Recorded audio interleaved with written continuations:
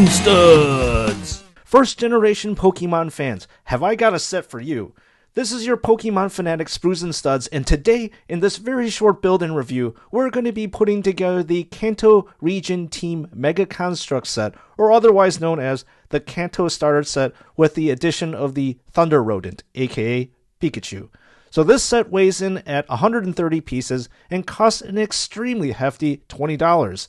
If you want to use the 10 cents per piece rule, this set should be no more than $13 to $15, so I think this set is quite expensive and overpriced. However, I'm sure that Mega Construx had to pay the Pokemon Company licensing fees, though that's why this set is probably more expensive than it really should be. Total build time is about 10-15 minutes, so this set is not much of a time sink. Either way, the set is very simple construction, with you, as you saw, starting off building Bulbasaur in its jungle-type environment, which is represented by the ferns that are off to the side of Bulba, as well as the dark green base. Bulba is the most complicated minifigure of the whole entire set because of the bulb on the back. In the grand scheme of things, the builds of all the Kanto starters are not difficult to build at all.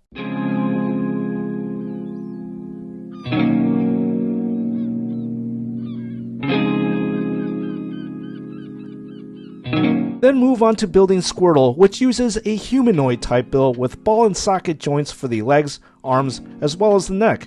Once you are done with the water type starter, you then move on to building the mini environment, in which my opinion is my favorite because it represents a tiny tropical island complete with its own baby palm tree.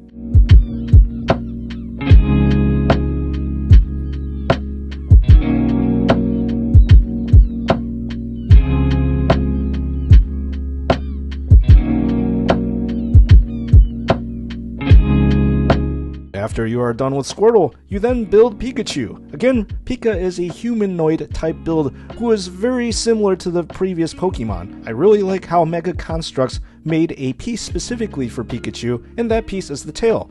I think the piece perfectly captures Pikachu's energy and spark. Just like with the rest of the two built dioramas, Pikachu has its own environment too, although I'm a bit confused as to what real-life environment would correspond to a thunder or lightning field, but whatever, this is all imagination and make-believe.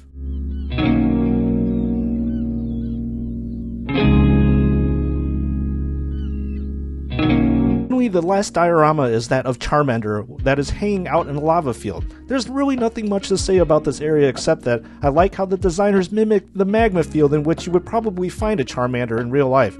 Or in Pokemon in real life. You know what I mean. So what are my final thoughts on this set? It's actually very overpriced for the amount of pieces you get in it. Should you get it? Well, that depends on how much of a Pokemon fan you are. I suppose if you are a casual fan and not tied to the first generation, I guess I would give this a hard pass. However, yours truly grew up with the Kanto region, so this is a good buy in my opinion. I think while the proportions of the Kanto starters are a bit off, I think that the minifigures are really cute and have a lot of personality, especially with Squirtle winking and Pika with the ecstatic look on its face. I hope that you enjoyed this mini build. Let me know what you think of this set in general in the comments section. Would you buy it if you had an extra $20 to spare? This is Sprues and Studs signing off, and as usual, my devoted Brick family, I will see you all in the next build.